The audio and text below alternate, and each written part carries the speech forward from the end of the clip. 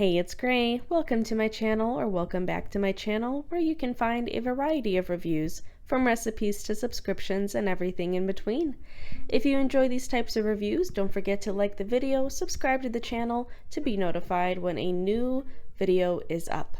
If you like some behind the scenes content, consider donating on my Ko-fi page. Alright, let's get started. We recently went to John O'Mac Orchard in Malta, Illinois to enjoy some fall activities like apple picking. That of course means that we came back from our trip with bags full of apples. If you're like me, then you get excited about the activity of apple picking, but then you get home and you see you have like 20 apples just hanging out on your counter waiting to be eaten. It is a season of baked apple treats, my friends. I've been getting into baking a bit more after finding confidence in Katerina's recipes, or the Loopy Whisk. So having a larger quantity of apples on my counter didn't concern me, but rather excited me. My mom usually makes apple crumble every year, so when I saw a recipe for gluten-free apple pie bars, I simply had to make it to get a little taste of nostalgia. I'll make sure to have the recipe linked below to the one that we used. Making the apple filling. One of my favorite smells has to be the apples and cinnamon in the air. Oh man, that just smells like fall.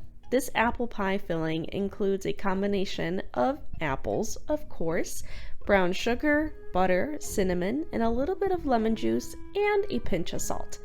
It's so incredibly easy to make, but it's definitely a good idea to get this going on the stove first before starting on the shortbread. This filling is so good. It's certainly apple pie sweet, so your kitchen will be smelling amazing for the duration of this entire bake. You don't need to constantly stir the apples while they cook and soften, but just enough to make sure that the sugar doesn't burn. Cooking the apples will take a few minutes or until the sugar starts coating the apples like syrup and the apples begin to soften.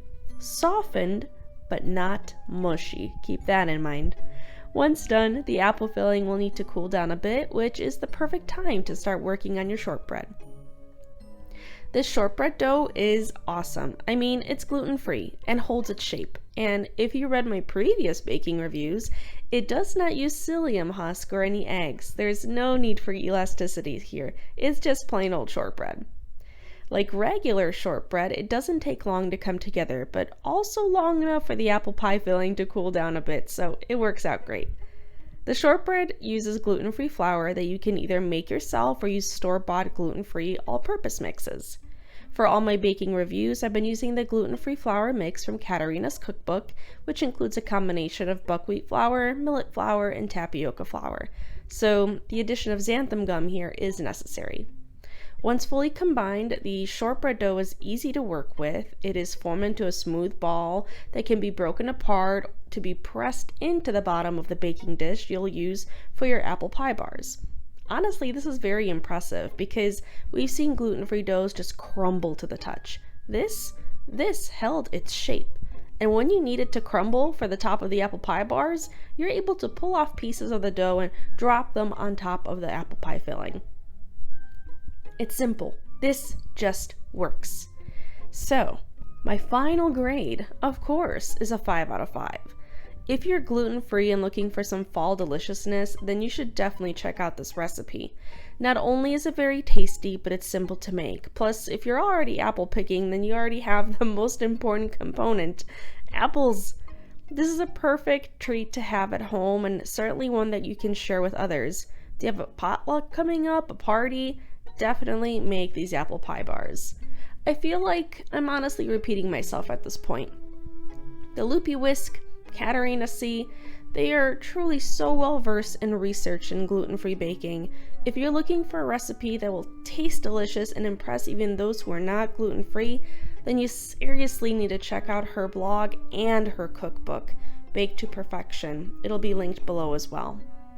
So, now that we're talking about baking, what are some of your favorite things to make? Let me know in the comments below. Thanks so much for watching today's video. If you enjoyed this content, don't forget to give it a like and subscribe to the channel. Until next time, stay great amazing, everyone!